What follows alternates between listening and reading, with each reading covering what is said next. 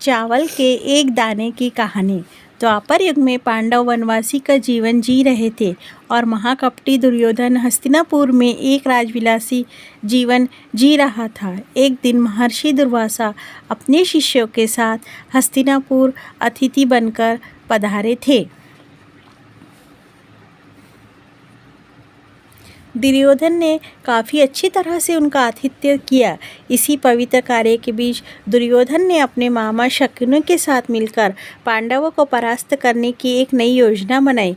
जब महर्षि दुर्वासा ने कहा कि हम अब भोजन करेंगे, तब दुर्योधन बोला कि ऋषियों को भोजन करना तो एक महत्वपूर्ण कार्य है, लेकिन महर्षि दुर्वासा, मैं आपसे अनुरोध करता हूँ कि इस महापुण्य को प्राप्त करने का अवसर मैं अपने बड़े भ्राता युधिष्ठिर को देना चाहूँगा। इतना कहकर दुर्योधन ने महर्षि दुर्वासा और उनके शिष्यों को नज़दीक के वन में बसे युधिष्ठिर की कुटिया में भोजन करने के लिए भेज दिया, क्योंकि वह जानता था दोपहर की उस समय पांडव द्रौपदी सहित खाना खा चुके होंगे और कुटिया में अन्न शेष नहीं होगा।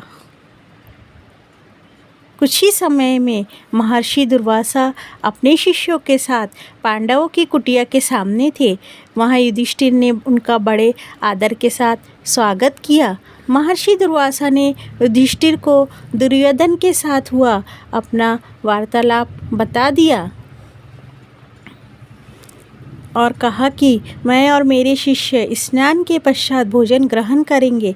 इतना कहकर वहाँ सभी ऋषिगण स्नान करने के लिए नदी पर गए। धर्मराज युधिष्ठिर ने यह बात तुरंत जाकर द्रौपदी को बताई। द्रौपदी ने कहा, इस वक्त तो हमारे पास कुछ भी भोजन शेष नहीं है। द्रौपदी का दिल यह सोचकर घबराने लगा कि अगर ऋषियों को भोजन नहीं कराया तो उन्हें महर्षि दुर्वासा के क्रोध और शाप का कारण बनना पड़ेगा। उस कठिन घड़ी में द्रौपदी अपने मित्र सखा कृष्ण को याद करने लगी।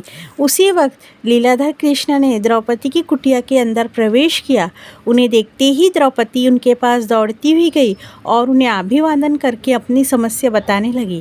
कृष्ण ने कहा, द्रौपदी, तुम्हारी समस्या को कुछ समय के लिए भूल जाओ और सबसे पहले मुझे कुछ खाने को दो, बड़ी जोरों की भूख लगी है। तब द्रौपदी ने अक्षय पात्र लाकर कृष्ण जी के हाथ में दे दिया, साथ ही अपनी समस्या भी बताई। महर्षि दुर्वासा और उनके शिष्य कुछ देर में भोजन करने के लिए आने वाले हैं, लेकिन घर में तो जरा सा भी भोजन शेष नहीं है। द्रौपदी की बात सुनकर कृष्ण मुस्कुराए और पात्र में देखने लगे। उस पात्र में चावल का सिर्फ एक दाना बचा था। वहाँ देखकर भगवान कृष्ण बोले, ये क्या, इसमें तो बहुत खाना बचा है। और वह चावल का बचा हुआ दाना उन्होंने खा लिया। इधर कृष्ण के चावल का वह दाना खाते ही उधर स्नान करके नदी से बाहर निकले महर्षि दुर्वासा और उनके शिष्यों का पेट भर गया और उन्हें डकारें आने लगी।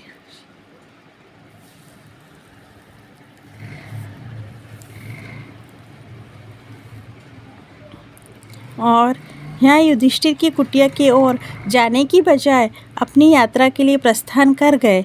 इस तरह चावल के एक दाने से ही भगवान कृष्ण में ऋषियों का पेट भरकर उनके क्रोध और शाप से पांडवों की रक्षा की।